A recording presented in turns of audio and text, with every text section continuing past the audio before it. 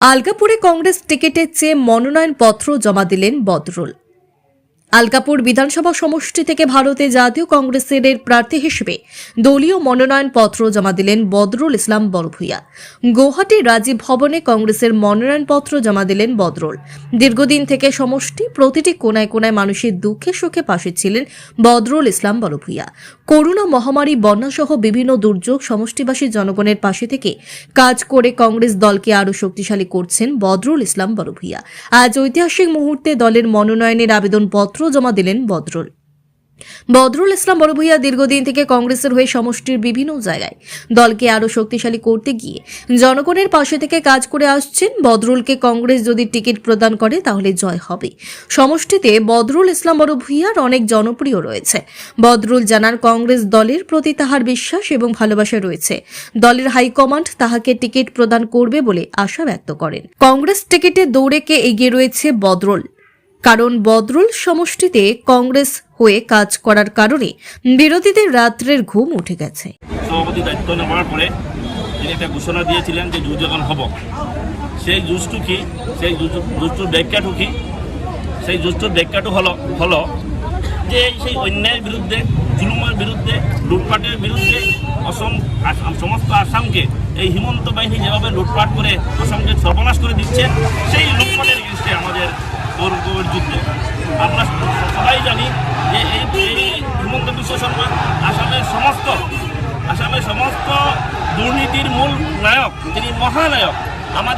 আমাদের সর্বভারতীয় নেতা রাহুল গান্ধী এসে বলে গিয়েছিলেন যে ভারতের ভিতরে, আমাদের এই দেশের ভিতরে সবচেয়ে বেশি দুর্নীতি করা ব্যক্তি হলেন এই আমাদের হিমন্ত বিশ্ব শর্মা। আমরা নিশ্চয় জানি, সমস্ত আসামের সকল জনগণ জানেন যে হিমন্ত বিশ্ব শর্মার গত 25 বছর থেকে তিনি আসামের ক্ষমতার মূল উৎস তিনি, এবং মূল ক্ষমতার উৎস হয়ে তিনি কী করেছেন, কী অন্যায় করেছেন আসামবাসীদের প্রতি, সেটা আমাদের সকলেরই জানা।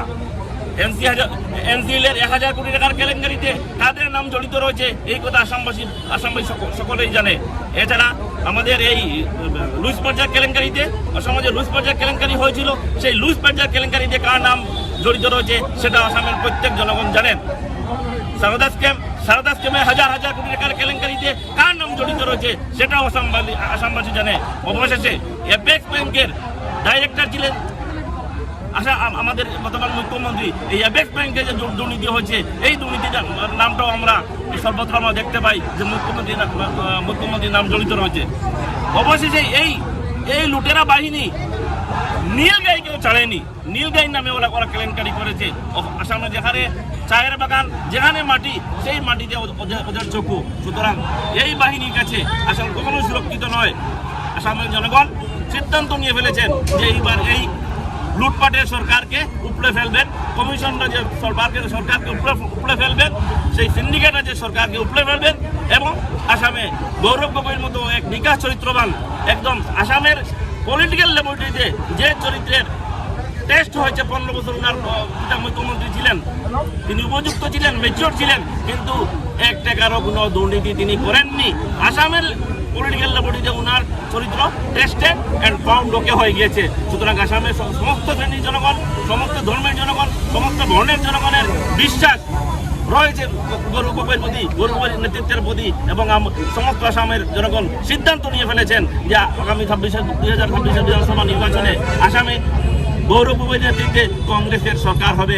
এবং এই দুর্নীতিপরায়ণ আসামের সমস্ত, ভারতবর্ষের সমস্ত মুখ্যমন্ত্রী চেয়ে যে দুর্নীতিবাদ, সেই মুখ্যমন্ত্রীকে গাদিচ্যুত করে গৌরব গগৈকে আসামের মুখ্যমন্ত্রী বানাবেন, এই সিদ্ধান্ত নিয়ে ফেলেছেন আসামের জনগণ। এবং সেটার জন্য শুধু জনগণ অপেক্ষা করছেন যে কখন ভোটের দিন আসবে এবং ওদের চূড়ান্ত সিদ্ধান্ত বা চূড়ান্ত ফয়সালা দেবে।